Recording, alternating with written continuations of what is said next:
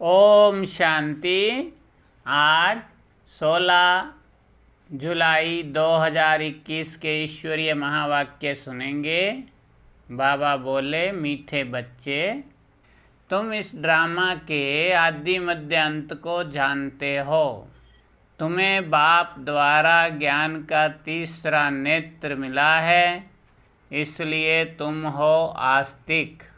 आज की मुरली का प्रश्न, बाप का कौन सा टाइटल धर्म स्थापकों को नहीं दे सकते? उत्तर, बाबा है सतगुरु। किसी भी धर्म स्थापक को गुरु नहीं कह सकते, क्योंकि गुरु वह है जो दुख से छुड़ाए, सुख में ले जाए। धर्म स्थापन करने वालों के पीछे तो उनके धर्म की आत्माएं ऊपर से नीचे आती है, वह किसी को नहीं ले जाते। बाप जब आते हैं तो सभी आत्माओं को घर ले जाते हैं, इसलिए वह सभी के सतगुरु हैं। गीत, इस पाप की दुनिया से दूर कहीं ले चल, चित्त चैन जहाँ पाए, ले चल तू वहीं ले चल। ओम शांति। मीठे मीठे रूहानी बच्चों ने गीत की लाइन सुनी। यह है पाप की दुनिया। बच्चे जानते भी हैं कि यह पाप आत्माओं की दुनिया है। कितना बुरा अक्षर है, परंतु मनुष्य यह समझ नहीं सकते कि सचमुच यह पाप आत्माओं की दुनिया है। जरूर कोई पुण्य आत्माओं की दुनिया भी थी, उसको कहा जाता है स्वर्ग। पाप आत्माओं की दुनिया को कहा जाता है नरक। भारत में ही स्वर्ग और नरक की चर्चा बहुत है। मनुष्य मरते हैं तो कहते हैं स्वर्गवासी हुआ, तो इससे सिद्ध होता है नरकवासी थे। पति दुनिया से पावन दुनिया में गया, परंतु मनुष्यों को कुछ भी पता नहीं है। जो आता है सो बोल देते हैं, यथार्थ अर्थ कुछ भी नहीं समझते। बाप आकर तुम बच्चों को तसल्ली देते हैं कि अब थोड़ा धीरज धरो। तुम पापों के बोझ से बहुत भारी हो पड़े हो। अब तुमको पुण्य आत्मा बनाए ऐसी दुनिया में ले जाते हैं जिसको स्वर्ग कहा जाता है। वहाँ ना कोई पाप होगा, ना कोई दुख होगा। बच्चों को धीरज मिला हुआ है। आज यहाँ हैं, कल अपने शांति धाम, सुख धाम में जाएंगे। जैसे बीमार मनुष्य थोड़ा ठीक होने पर होता है तो डॉक्टर धीरज देते हैं, जल्दी से तुम बहुत अच्छा हो जाएंगे। अब यह तो है बेहद का धीरज। बेहद का बाप कहते हैं, तुम तो बहुत दुखी पतित हो गए हो, अब हम तुम बच्चों को आस्तिक बनाते हैं। फिर रचना का भी परिचय देते हैं। ऋषि आदि तो कहते आए हैं कि हम रचयिता और रचना को नहीं जानते। अब उसको कौन जानते हैं, कब और किस द्वारा जान सकते हैं, यह किसको पता नहीं। ड्रामा के आदि मध्य अंत को कोई जानते ही नहीं। बाप कहते हैं, मैं संगम युग पर आकर ड्रामा अनुसार तुम बच्चों को पहले पहले आस्तिक बनाता हूँ, फिर तुमको रचना के आदि मध्य अंत का राज सुनाता हूँ, अर्थात तुम्हारा ज्ञान का तीसरा नेत्र खोलता हूँ। तुमको रोशनी मिल गई है, आँखों की रोशनी चली जाती है तो मनुष्य अंधे हो जाते हैं। इस समय मनुष्यों को ज्ञान का तीसरा नेत्र नहीं है। मनुष्य होकर उस बाप और रचना के आदि मध्य अंत को नहीं जानते तो उनको बुद्धिहीन कहा जाता है। गीत में भी है, एक अंधे की औलाद अंधे, दूसरे हैं सज्जे। दिखाते हैं महाभारत लड़ाई लगी थी और एक आदि सनातन देवी देवता धर्म की स्थापना हुई थी। बाप ने आत्माओं को आकर राजयोग सिखाया था। सत्युगी स्वराज्य देने के लिए आत्माएं कहती है, मैं राजा हूँ, मैं बैरिस्टर हूँ, तुम्हारी आत्मा अब जानती है। हम विश्व का स्वराज्य पा रहे हैं विश्व के रचयिता बाप द्वारा। वह किसका रचयिता है? नई दुनिया का। बाप नई सृष्टि रचते हैं, क्रिएटर भी हैं, तो उनमें सारा ज्ञान भी है। सारे वर्ल्ड की हिस्ट्री ज्योग्राफी कोई एक भी नहीं जानते। किसको ज्ञान का तीसरा नेत्र नहीं है? सिवाय बाप के कोई तीसरा नेत्र दे नहीं सकता।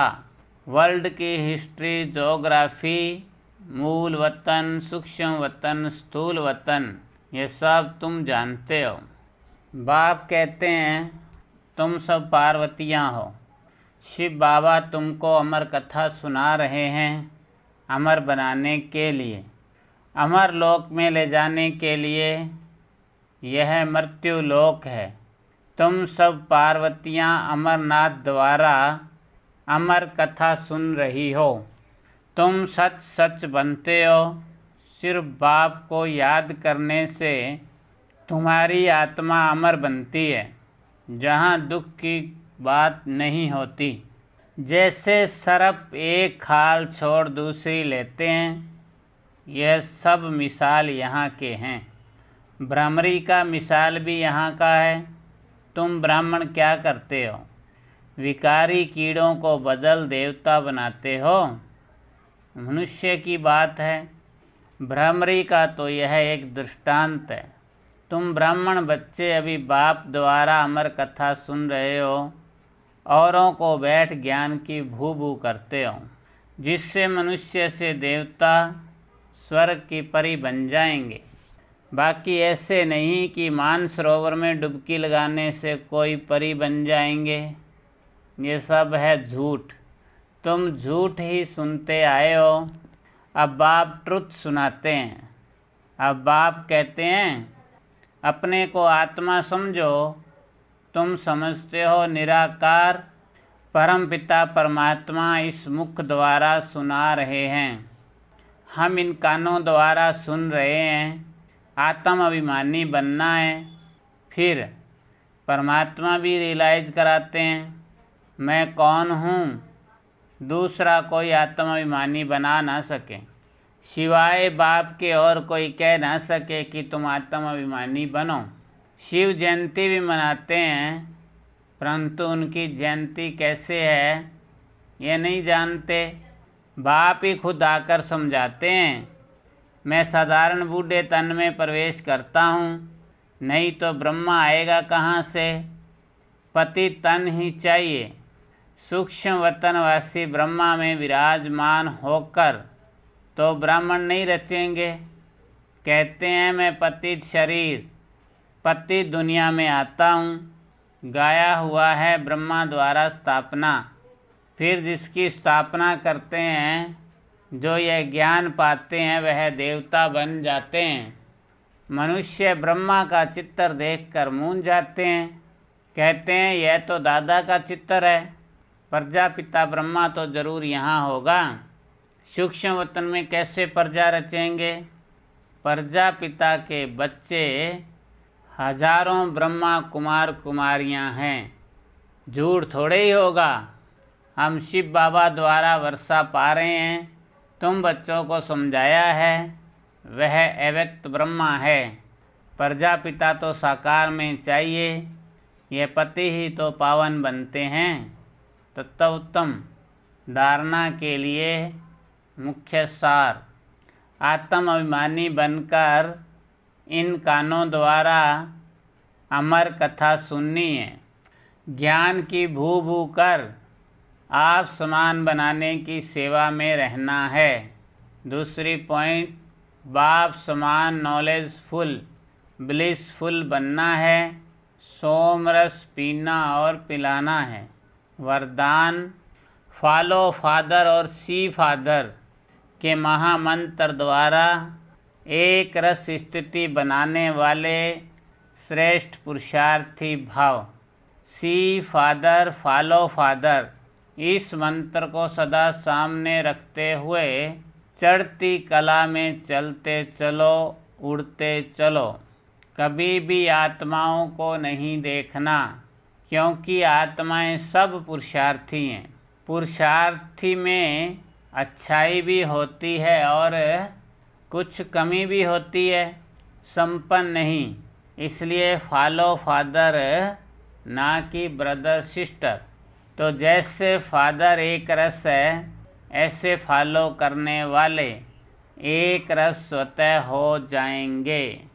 स्लोगन: पर चिंतन के प्रभाव में ना आकर शुभ चिंतन करने वाली शुभ चिंतक मणि बनो। अच्छा, ओम शांति।